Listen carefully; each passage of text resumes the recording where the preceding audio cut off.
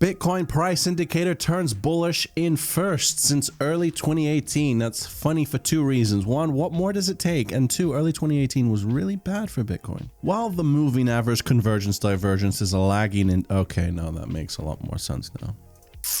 Let's move on. Crypto investment group, people who are not interested at all in you giving them money to buy crypto for you, are stating Bitcoin holding at 5,200 is bullish. Further rally possible. Oh my goodness. Further rallies possible. Forbes contributor. Thought anyone could write for Forbes. Calls Bitcoin burst to $10,000. All last year I was saying it's going down, hopefully to about $2,500. It hit the low 3,000s. Now Bitcoin is going up, and now we'll be saying it's going up. I think it will hit $6,000 soon and go on to $10,000. Here's the thing, and I've mentioned this before, especially when crypto had gone down to like 3,300. Basically, the point is that the bottom is going to be not where the majority expects. Because if the majority expect somewhere to be the lowest, why would people... Well, here's the thing. People are less financially incentivized to sell the closer it gets to that, right? I mean, obviously, some people are going to be selling. Some people had to have for it to facilitate it going that low, obviously. But it just... You just think about it. It makes sense. So it's either going to stop before where most people expect it to be, or go even further because some people are like, oh crap, it went even below that. I'm out of here. This is over, which is less likely, but yeah. So for the few Bitcoin bears that remain, they estimate the bottom to be anywhere from like $1,200 to like $2,500. We got pretty close to that, you know, kind of. So what does that mean, Daily? Should I mortgage my house and go all in right now? Yes. Yes, you should. I'm joking. I'm joking. The amount of stress that would provide would be unbelievable. I wouldn't wish that on my worst enemy. Timing the market, very, very difficult to do. When you drill down into Mindshare, when you look at interest in the financial news, you can see what looks like Bitcoin eating into the interest in gold, at least in the US. For sure, I think that's definitely true in the US. Whether or not it's true for the majority of the US or other countries, I don't think so. But what I do see happening is this rising generation who are growing up knowing the value of things like V-Bucks being really valuable, right? Cash not being that much because you can't buy a Fortnite skin with it. So they're starting to see the value of quote unquote crypto at a very early age. So the more time that passes, the more old folks die and the new generation comes to replace them, the better it is. I think it is for crypto. That's very morbid of me, but hey, pragmatism. It's inevitable. It's gonna happen. You hear that, Mr. Anderson? That is the sound of inevitability. I'm going to ignore the part that he actually escaped the train coming. The metaphor still works. So looking at the markets then, Bitcoin sitting very pretty at the high 5,200s. I like to see that. Looks to be consolidating to me. Others could be saying stagnating. But in my opinion, the longer we have stability for, the better. I mean, investor confidence, maybe even $5,000 becoming stronger and stronger a support level with time.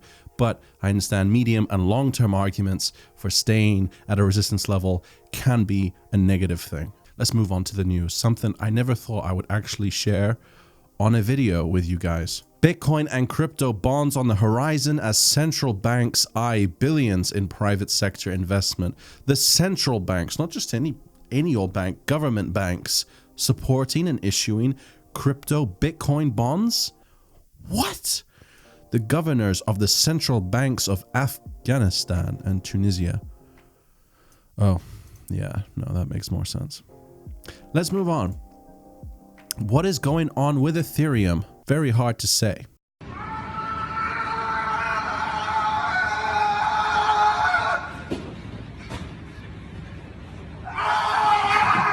Ethereum's core developers are meeting in Berlin over the next 2 days to discuss the next step in the platform's evolution. This fall's expected Istanbul hard fork. At the same time, there is cautious optimism among Ethereum bulls that ETH is again testing key resistance levels after a week where it dropped dramatically, almost immediately after hitting a 5-month high against the US dollar. The market has changed wildly since Ethereum was last at $1,400. Instead of the next new hot ICO, which is going to take the price of Ethereum up, it's now what's the next new hot hard fork, assuming it's not delayed. Binance Coin finally breaks the $20 resistance level. Now, when I say finally, let me explain. Let me show you these two charts. Let me get my face out of the way for a second here. The yellow is the BNB Satoshi valuation and the green is the Bitcoin price. Bitcoin rallied April 2nd above $5,000. By this point, BNB was already sitting at $18, fluctuating between 18 and 19. Oddly enough, it was one of the few coins that didn't actually benefit from the rally in Bitcoin. One of the very few. A real true decoupling, both good and bad. The reasons for that decoupling at this point are of course obvious. BNB had grown so fast, so quickly, it was very difficult for it to continue to do so. It's very hard for something to continue to go up indefinitely. Now, maybe seemingly, things have changed. And the news no doubt being behind it, Binance Coin has its main net finally launched, or at least it will convert in a few days. Cleverly dubbed Binance Chain. Here is that announcement. So much like you, I'm very curious to find out how this platform's pushing the envelope, if you will. How is it taking us to the next level?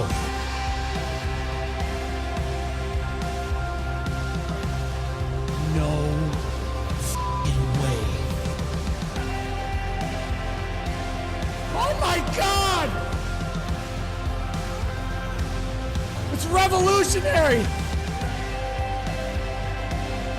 Oh! This will, of course, be used for Binance's decentralized exchange. It's not a decentralized exchange. Oh, you scared me. Yes, that's technically correct. There is a very limited number of validator nodes running the network, and a centralized authority still has control over which coins get listed and which ones do not. It's actually more accurately described as a centralized exchange, but that is non-custodial. So simply put, it's like every other exchange, except a big difference is that you get to keep your own private keys. Despite its shortcomings, investors obviously think the rally is justified. And there's a good reason for that. If this exchange also turns out to be a wild success, BNB being used to pay for network transactions and gas is pretty nice. Add to that new coins paying their listing fees in BNB. Add to that another ICO on Binance's Launchpad where you can only invest if you're holding BNB. On top of that, regular BNB token. I'm saying BNB a lot. Regular token burnings, and it's hard to put a cap on this coin's potential long term. Short term, it's well overdue for a correction, whether or not that's ever going to happen. Speaking of other exchanges, we are going to have a review of one which is actually quite interesting called Quant Fury from Nicholas Live. Before we get into that, just want to say thank you to everyone who leaves a like on a video, even though it does have a sponsored review and they're not interested in it. But for everyone else who is interested, Nicholas spent like 6 hours on call with the guys behind it. So really tried to understand what they're doing here. But that's it from me. Thank you very much for watching. Leave a like if you enjoyed, and I'll see you again soon. Over to you, Nicholas. If you're like a day trader or use BitMEX, get ready. I'm going to criticize you a lot because I believe that's gambling. And I'm also going to tell you how to make it less gambling. So first of all, let me just jump right into it. Quant Fury is a sponsor. They're like a trading app. They're kind of competition with BitMEX. Not really. I'll explain why. But I'll put that off later in the video. First of all, I just want to cover some educational topics of why day trading is gambling the way most people do it. Why you shouldn't use BitMEX. Well, first of all, it's not even a financial institution. You should probably know that. I hope so. Sure, they're established. They're around for a long time. They give you lots of leverage. Unlimited deposits, but it's essentially a betting house, casino, gambling house, and it's common knowledge that only like 1% of people there make money. Like 5% barely break even after the fees, and then like everybody else loses. That's like over 90% of people actually lose money. So the issue is that the markets are just so unpredictable that there's legit like a 50% chance it's going to go up or down. And you know, it's not gambling if there's no fees, but those high fees BitMEX has end up putting the odds against you, and it's like a casino. You're going to end up losing sooner or later. It's kind of sad. But if you happen to be in the US, you should probably know of Robinhood, and you should probably use it because it's way better. And it's an actual financial institution. Sure, the fiat deposits are a bit slow, but it has no fees. However, if you're not in the US, you can definitely use Quant Fury, which I'm going to review right now and show you me testing it out and explaining this very delicate way they make their money on a completely new system, which took me like 4 or 5 hours on the call with the founders. It was a very long Skype call I greatly enjoyed, and it's just so hard to grasp even for me. It's something completely different I haven't seen before. It's super interesting. The fact that they have a limit to the amount you can deposit is very interesting, but the reason they do it is because they make their money off of data and very small spreads, but I'm gonna explain that in a second. It's a bit more complicated than that. So when you deposit your funds, let me just give you guys an example and block my personal data here. So I've deposited $100, which is a half Ethereum, and I instantly have 20x trading power, which is $2,000, right? If I deposit $5,000 of any crypto or a stable coin, I will get $100,000 of trading power. And this doesn't mean I have to like go ahead and buy like I don't have to buy like all my trading power. I don't have to use this $2,000. I can just use like the $100 I intended to use and not use leverage. So they pretty much give you like 1 to 20x like options for leverage, and the way they actually make their money is they have certain levels of deposits, and you can't like deposit $150. You can deposit only 100 or 200. They're these very set amounts, and what they give Quant Fury is very, very clean data for analyzing your trades, which helps their brokerage make crazy money, and they don't have to sell this data like the other guys. Like all the exchanges, not only do they rip you off when it comes to the fees, the horrible spreads, but they also like sell your data to all these huge brokerages. Like Quant Fury is their own brokerage, and it's a completely different model. And it's a model I can actually explain in great detail over a very long time, but I want to just cut to the point and not go into the philosophy of their white paper, which was actually a pretty cool white paper, but that's up to you guys if you want to read it. So what happens is they don't have their own order book. So same thing like Robinhood, they don't charge you any fees. They make money also, not only on data, but on the spreads. Now, they don't make artificial spreads. Some like exchanges make the spreads bigger on purpose. Like Robinhood, I think makes the spreads intentionally bigger.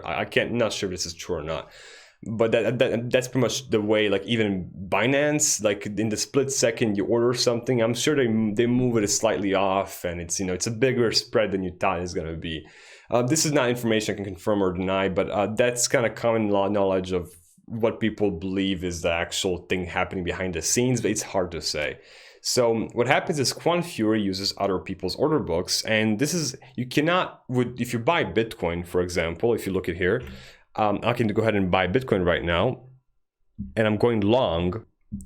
So that means that I cannot withdraw this Bitcoin. I'm just betting on the price. I'm betting against other people. So if there's somebody similar that's selling Bitcoin, I will get matched, and the difference, in the spread is going to go to QuantFury. If my order is weird and they don't have somebody on the other side to back it up, they'll just hedge it and actually buy it, from these other exchanges whose order books they use. So they will end up paying BitMEX some fees, but since like only 20% of the actual trades are hedged, the others end up being matched internally. They don't have to like pay fees. They just end up making money on these spreads, and it ends up covering the small fees they do pay to the other guys. You don't pay anything to QuantFury. That's the best part, which gives you good odds of actually winning. And their slogan is actually pretty fun. They say like, if you can't make money with us, you won't make money with anybody else. It's kind of funny. It's true, and it explains that at the end of the day, trading is essentially gambling if you do it wrong. That's how most people do it. They do it as gambling. They see it as game. Like BitMEX has like all these weird suicide competitions. Like who's gonna lose their money the fastest? I mean, like turn 0.1 Bitcoin into 1 Bitcoin, and it's not really like moral, to be honest. And like 100x leverage, like what do you need that for? Like that stuff is only necessary like if you have inside knowledge. And sure, they have unlimited deposits, but unless you're like manipulating the market or have inside knowledge, you don't really have a use for BitMEX. You're just gonna end up paying these fees and losing money. So if you are in the US, go ahead and just stop this video and use Robinhood. If you're not, probably give QuantFury a chance. Yeah, they are the sponsor of this app, but I'm actually like the funds you see me playing with right now are my personal funds. Like this is not funds they gave me. I was playing around with these funds myself. You can open my account, and I'm gonna go ahead and test to see how fast. I actually have to close my position first. Let me just see. I have less trading power because I purchased. It says 1900 because I purchased $100 worth of Bitcoin and went long. Let me just go ahead and close this position real quick.